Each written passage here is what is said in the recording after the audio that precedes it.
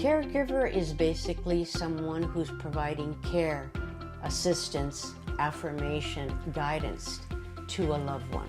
By default, parents are considered caregivers to their minor children because they provide care, assistance, guidance, etc. But there are also caregivers who are caring for somebody with a condition, a disease, for example, dementia.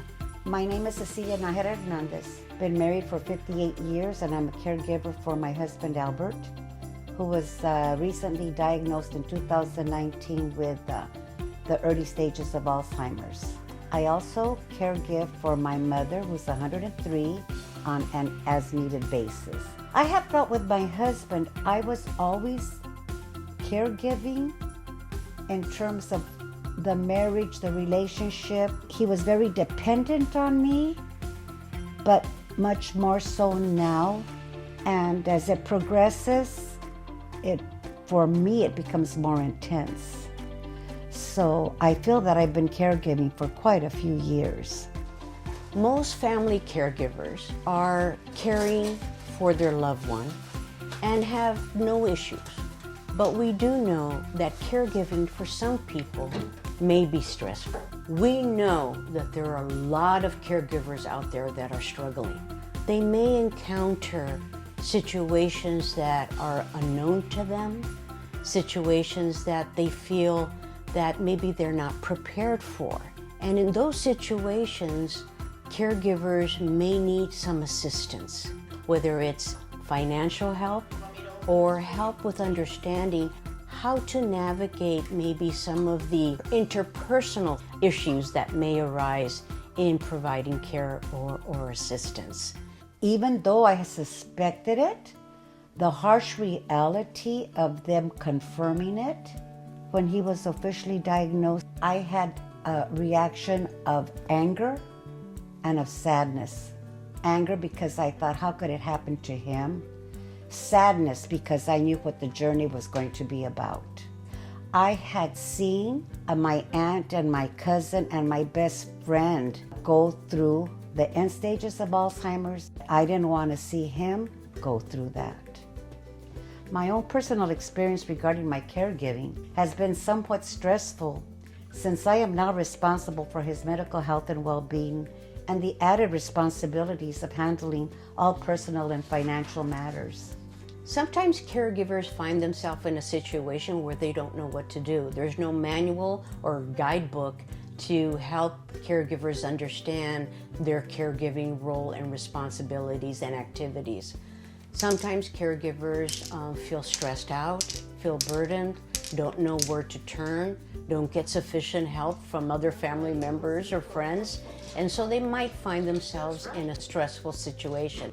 We have a study that addresses that. It helps individuals understand what is a caregiver, their caregiving role, how to develop caregiving skills and coping ways that help them navigate the caregiving situation. What we're looking at is trying to test two different types of interventions to see if they're both as good or is one better than the other. And this is a group intervention that's provided virtually through video conferencing, where they would participate in 3 classes over 3 weeks or 6 classes over 6 weeks. And the participants would basically dialogue with other caregivers about their caregiving role, what that means. They would develop new ways of coping, and they would understand how to reframe or look at certain behaviors and see them in different ways so that the behaviors don't become that stressful. So these are really different ways that caregivers would discuss about their own situations, would learn from each other, how other people have dealt with the situations, and basically to be able to increase their sense of self-efficacy, their sense of mastery over the situation, and learn new skills and new resources that they can tap into to be able to be a better caregiver. I had an eye-opening experience with the Savvy group. They were very knowledgeable and very helpful Seeing and hearing the input from the other Savvy group participants served to confirm that my feelings of isolation, dread, and doubts regarding our journey as caregivers were shared. Two of the participants and I agreed to stay in touch to offer emotional support to each other. I believe the biggest lesson I learned was the various approaches to take as the disease progresses. The caregiver's manual, handouts, and the caregiver's tip sheets are valuable tools we can utilize as a guide during each stage of this disease. I firmly believe that every caregiver's journey may differ than my own, but share the same concerns relative to our significant other suffering from this heinous disease. The criteria to be part of the study is very simple.